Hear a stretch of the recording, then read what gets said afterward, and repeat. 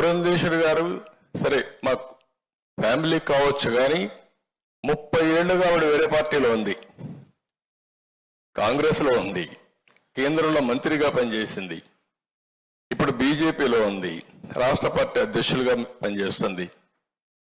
ఎన్ని తప్పుడు వార్తలు రాయాలో అన్ని తప్పుడు వార్తలు రాసే పరిస్థితికి వచ్చారు. రాజకీయాల్లో ఉన్నప్పుడు చాలా కుటుంబాల్లో వివిధ రాజకీయ పార్టీలో కుటుంబ సభ్యులు ఉంటారు, వాళ్ళు నమ్మిన పార్టీకి వాళ్ళు పనిచేసుకుంటారు. అలాంటిది ఎన్ని తప్పుడు వార్తలు పెట్టాలనో అన్ని తప్పుడు వార్తలు పెట్టారు. జనసేన పార్టీ ఉంది, పవన్ కళ్యాణ్ గారు, మేము వాళ్ళ కోసం మేము పనిచేయాల్సి వచ్చే పరిస్థితి వస్తుంది, మా కోసరం కాదు, ప్రజల కోసరం కాదు. ఒక 2 నిమిషాలు అయితే ఒక వార్త పెట్టేసి కాపుల్ ఆయన ఓట్ బ్యాంక్ స్ట్రాంగ్ గా ఉంటే వాళ్ళందరిలో అపోహలు వచ్చి పెట్టడం, మేము సీట్లన్నీ కూడా ఇద్దరు అడ్జస్ట్ చేసుకుంటే ఈ పొత్తులో సీట్లు ఒకరికి అన్యాయం జరిగిపోయింది, ఒకరికి న్యాయం జరిగిపోయిందని మాట్లాడడం. అంటే మీకు ఒక్కటి కాదు, ఎన్ని విధాల ప్రయత్నం చేయాలనో అన్ని విధాల ప్రయత్నం చేసే పరిస్థితికి వచ్చారు. లేటెస్ట్ మీరు ఒకసారి చూస్తే ఎంత దుర్మార్గం అంటే విశాఖపట్నంలో డ్రగ్స్ పట్టుకున్నారు. విశాఖపట్నంలో డ్రగ్స్ పట్టుకుంటే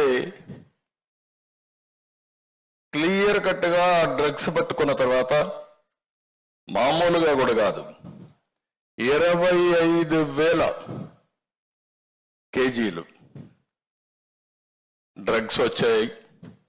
అది కూడా డ్రై ఈస్ట్ పేరుతో బ్రెజిల్ నుంచి కన్సైన్మెంట్ వచ్చింది. ఇక్కడైతే గవర్నమెంట్ సిబిఐ వాళ్ళు రాసిన రిపోర్ట్ ఇది. During the process of examination various officers of AP government and port employees gathered at site, causing delay in the CBI proceedings. The representatives of importer informed that there is prediction of rainfall and all his goods might get damaged in rainfall.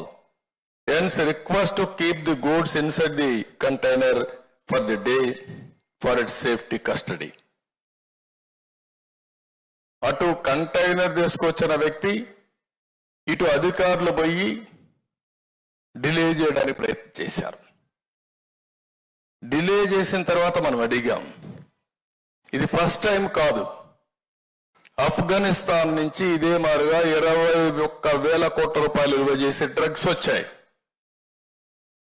అదే మారుగా ఈరోజు రాష్ట్రం మొత్తం గంజాయి ఉంది. Day 1 మనం fight చేస్తున్నాం. మనం పోరాడుతూ ఉంటే తెలుగుదేశం పార్టీ ఆఫీసు మీద దాడి చేశారు. నేను 2 రోజులు 48 అవర్స్ ఫాస్టింగ్ చేశాను.